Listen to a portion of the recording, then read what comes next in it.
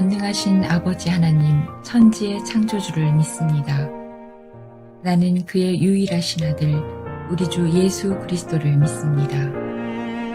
그는 성령으로 잉태되어 동정녀 마리아에게서 나시고 본디오 빌라도에게 고난을 받아 십자가에 못 박혀 죽으시고 장사된 지 사흘 만에 죽은 자 가운데서 다시 살아나셨으며 하늘에 오르시어 전능하신 아버지 하나님 우편에 앉아 계시다가 거기로부터 살아있는 자와 죽은 자를 심판하러 오십니다.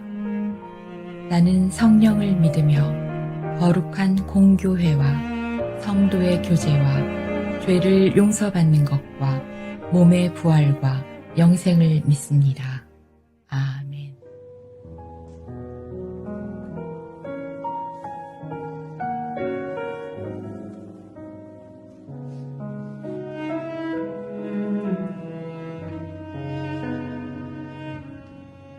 내 영혼이 주를 찬양하며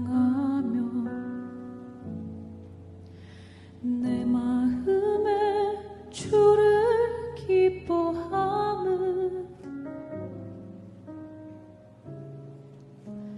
나의 비천함을 주가 돌보셨음 미라. 내 영혼이 주를 찬양하며 내 마음에 주를 기뻐함을 전능하신 이가 내게 큰 일을 행하셨습니다. 그의 자비 그를 경외하는 자에게 대대로 임하고 그의 팔로 힘을 보이사 교만한 자들을 흩으셨네. 세상에 높은 자를 낮추시고 비천한 자를 높이셨고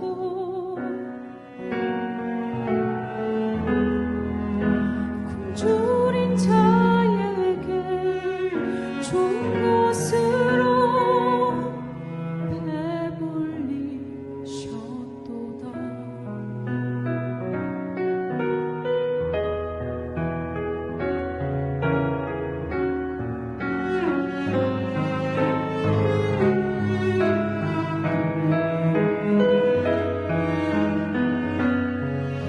그의 자비 그를 경외하는 자에게 대대로 임하고 그의 팔로 힘을 보이사 교만한 자들을 흩으셨네.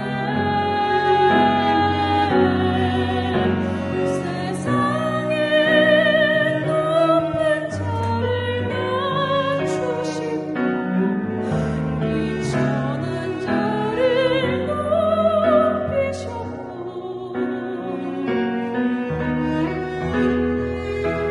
굶주린 자에게 좋은 것으로 배불리셨도다.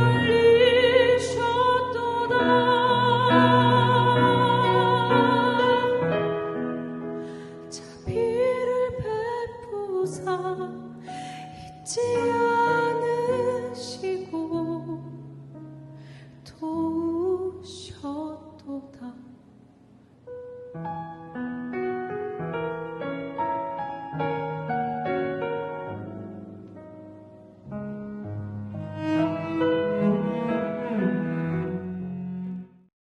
누가복음 보라, 내 친족 엘리사벳도 늙어서 아들을 배었느니라.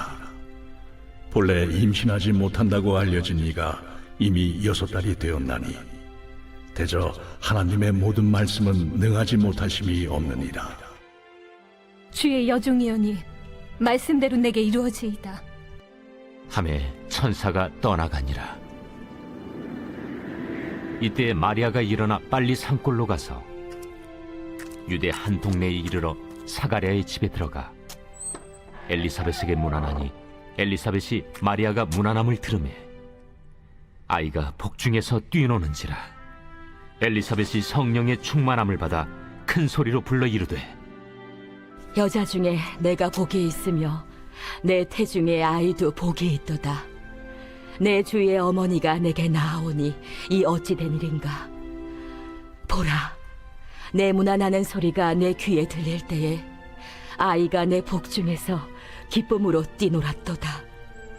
주께서 하신 말씀이 반드시 이루어지리라고 믿은 그 여자에게 복이 있도다. 내 영혼이 주를 찬양하며 내 마음이 하나님 내 구주를 기뻐하였음을 그의 여종의 비천함을 돌보셨음이라. 보라, 이제 후로는 만세에 나를 복이 있다 일컬으리로다. 능하신 이가 큰 일을 내게 행하셨으니 그 이름이 거룩하시며 긍휼하심이 두려워하는 자에게 대대로 이르는도다. 그의 팔로 힘을 보이사 마음의 생각이 교만한 자들을 흩으셨고 권세 있는 자를 그 위에서 내리치셨으며 비천한 자를 높이셨고 줄이는 자를 좋은 것으로 배불리셨으며 부자는 빈손으로 보내셨도다. 그 종 이스라엘을 도우사 긍휼히 여기시고 기억하시되 우리 조상에게 말씀하신 것과 같이 아브라함과 그 자손에게 영원히 하시리로다. 마리아가 3달쯤 함께 있다가 집으로 돌아가니라. 오늘 본문 말씀은 마리아가 엘리사벳을 방문하고 그 후에 마리아의 찬가가 나오는 내용입니다. 천사가 말해준 대로 마리아는 아이를 가진 엘리사벳을 만나게 되고 서로 위로를 받게 됩니다. 46절에서 56절 오늘 본문 마리아 찬가는 누가복음이 품고 있는 주제인 구원의 축소판이라 할 수 있습니다. 우리가 아는 본문과 같이 요한을 품고 있는 엘리사벳을 방문하게 되지요. 마리아는 엘리사벳을 방문하며 엘리사벳은 마리아를 축복합니다. 마리아의 찬가 단락에서는 마리아의 이동에 초점이 있는 것이 아니라 마리아가 엘리사벳과 함께 있을 때 일어난 사건, 그리고 축복, 찬양, 그 내용에 맞춰 있다는 것이지요. 요한을 품게 된 엘리사벳, 그녀에게도 비천함이 있었지요. 나이가 들었는데 아이를 잉태하지 못했기 때문입니다. 그런데 그보다 더 비천한 상태에 처한 여인이 있었지요. 그녀는 바로 마리아입니다. 마리아는 아직 결혼한 상태도 아닌데도 불구하고 아이를 가지게 된 상태가 되었습니다. 이는 1세기 당시 돌에 맞아 죽을 사건이 되고 말았지요. 이 비천함 속에서 하나님은 비천함을 바꾸셨다는 것이죠. 이 비천함 속에서 누가 잉태되었습니까? 십자가에서 우리의 죄를 대속하기 위해 오신 예수 그리스도, 아기 예수가 잉태된 것입니다. 우리는 오늘 본문을 통해서 마리아의 찬가, 마리아의 찬양, 하나님을 찬양함을 알게 됩니다. 우리도 수없이 많이 마리아의 찬가에 대해서 듣고 또 들었습니다. 오늘 사랑하는 하늘소망교회 성도 여러분 모두와 저는 여종, 비천함 속에 있던 여인, 여종의 비천함 속에서 일하신 하나님의 능력을 알아보도록 하겠습니다. 마리아의 비천함, 그러나 그에 반해 팔의 힘, 하나님의 능하신 팔은 어떻게 행하신다고 하셨습니까? 교만한 자를 흩으신다고 하셨습니다. 여종의 비천함이 있지만 그의 반에 권세 가진 하나님, 그분은 권세 위에서 내리친다고 하셨습니다. 대신에 비천한 자를 높이신다고 하셨지요. 여종의 비천함에 대비해 하나님은 줄인 자를 배부르게 하신다고 하셨습니다. 또한 부자, 부한 자를 빈손으로 보내신다고 하셨습니다. 마지막으로 여종의 비천함에 대비해 하나님의 긍휼하심은 영원토록 일하시는데 아브라함과 그 자손에게 영원히 함께 하신다고 약속하셨습니다. 임마누엘 하나님, 그분이 우리 모두와 영원토록 함께 하신다는 약속의 말씀이지요. 1세기 당시 천대받은 비천함 속에 있었던 여인 마리아, 그 여인은 돌에 맞아 죽을 지경인 비천함 속에 처하게 되었다는 말씀이지요. 이 여인은 아이를 잉태하고 두렵고 얼마나 떨렸겠습니까? 있을 수 없는 일이 그녀에게 행해졌다는 것이지요. 그 속에서 마리아는 여행을 하게 됩니다. 왜입니까? 천사가 말하여 준 바와 같이 6개월 동안 이미 아이를 뵌 상태가 된 친척 엘리사벳을 만나러 갔다는 것이지요. 누가복음은 다른 공간복음에 비해서 여인에 대한 많은 증거와 여인의 비천함 속에서 일하신 하나님의 긍휼하신 은혜에 대해서 많이 이야기합니다. 예수님의 부활과 승천, 이는 우리 모두에게 기쁜 소식입니다. 그러나 이 기쁜 소식, 영광의 소식이 들려지기 위해서는 십자가에 죽으신 예수 그리스도가 있으셔야 부활과 승천이 있는 것처럼 아기 예수의 탄생이 있기 전에 빛의 난 여인의 아픔과 당황스러운 곤욕이 있었다는 것이지요. 우리의 삶도 마찬가지일 것입니다. 영광이 있기 전, 빛이 오기 전, 이 세상은 그토록 어두웠습니다. 우리의 마음과 생각, 그리고 우리의 삶도 이 비천했던 여인 마리아처럼 때로는 눈물 나고 아프고 고통스럽고 이 고난이 왜 내게 있을까 한탄하는 아픔의 시간들이 있을 것입니다. 어찌하여 우리 믿는 자들에게 은혜의 울타리가 가난이 되며 그 은혜의 울타리가 때로는 슬픔이 되고 은혜의 울타리가 때로는 알지 못하고 답을 다 알 수 없는 고통의 시간이 되는지 우리 모두는 알 수 없지만 그 시간대는 하나님을 바라보는 분명한 은혜의 시간이 됩니다. 어두움의 비천함 속에서 그저 주저앉은 마리아가 아니었습니다. 마리아는 희망을 찾아 천사가 알려준 소식대로 엘리사벳을 찾으러 갑니다. 희망의 소식, 위로의 소식을 함께 듣기 위해서이지요. 우리의 삶 가운데서도 오늘 본문이 주는 교훈, 오늘 본문이 주는 감동의 메시지는 무엇일까요? 기쁨이 있기 전 우리의 삶 가운데서도 그 비천함이 함께 한다는 사실이라는 것이지요. 진리 되신 예수 그리스도, 그분의 삶 속에서도 십자가의 죽음과 너무도 사랑한 아버지와의 이별이 3일 동안 지속되었고 그동안 아버지의 외면이 있었습니다. 누구를 위해서요? 사랑하는 하늘소망교회 성도 여러분 모두와 저를 위해서요.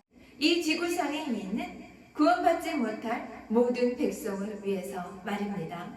비천한 우리 모두를 위해서 말이지요. 그래서 우리는 때로 배고플 때, 때로는 눈물 날 때, 또 때로는 외로울 때, 때로는 고독의 시간이 있을지라도 그 시간들을 이겨낼 수 있을 줄로 믿습니다. 우리에게 약속하셨던 말씀, 아브라함과 그의 자손들과 영원히 함께 하시겠다는 약속의 말씀이 오늘 본문에 함께 하고 있기 때문입니다. 비천했던 마리아는 그 자신의 비천함만 보지 않고 주님을 찬양하게 됩니다. 이미와 아직 사이를 살아가고 있는 우리에게 종말은 지금 이 순간 우리에게도 함께 할 것입니다. 그러나 그것은 온전하고 완전한 것이 아니지요. 약속의 말씀은 우리에게 오셨고 그분은 다시 오셔서 재림주로 오셔서 우리를 심판하신다고 말씀하셨습니다. 멸망의 길로 가는 자들에게는 심판이지만 그 마지막 심판, 그것은 믿는 우리 모두에게 구원이 될 것이기 때문입니다. 누가복음의 수신자였던 데오빌로 각하, 그리고 복음을 받아들이고 그 시간대를 살아갔던 모두에게 들려주는 오늘의 메시지. 우리가 아무리 어렵고 비천한 오늘을 살아갈지라도 우리가 소망을 품고 희망을 품고 살아갈 수 있는 것은 바로 말씀이 우리에게 오시기 때문입니다. 회당에서 말씀이 선포될 때 가난하고 억압받는 자, 포로되고 눈먼 자에게 복음이 전해졌다고 말씀합니다. 굶주리고 가난한 자, 우는 자, 그 자가 바로 복되다고 말씀하시지요. 복음은 바로 주님으로 인해서 반전이 이루어지게 됩니다. 오늘을 살아가는 우리에게 굶주림, 배고픔, 그것은 무엇일까요? 마리아의 창가에 나타난 권세 있는 자와 비천한 자의 반전, 그리고 가난한 자와 부자의 반전이 현재적이며 내세적이라는 점을 알아보게 되었습니다. 다시 오실 예수 그리스도를 바라보며 종말론적 시각을 잊지 않고 살아가는 하늘소망교회 성도 여러분 모두와 저 되기를 간절히 소망합니다. 함께 기도합니다. 사랑과 은혜가 충만하신 하나님 아버지 감사합니다. 빛으로 오신 예수님 기다립니다. 소망으로 오신 예수님 기다립니다. 평강으로 오신 예수님 기다립니다. 비천함 속에서도 주님을 찬양하게 된 마리아처럼 우리의 삶이 어떠할지라도 주님을 찬양하는 살아가는 하늘소망교회 되게 하여 주시옵소서. 담임 목사님 여기까지 강건하게 해주시고 선포되는 모든 말씀 속에서 종말의 때를 살아가는 우리 모두임을 기억하는 살아가는 하늘소망교회 되게 하여 주시옵소서. 살아게 만드신 예수님 이름으로 감사히 기도합니다. 아멘.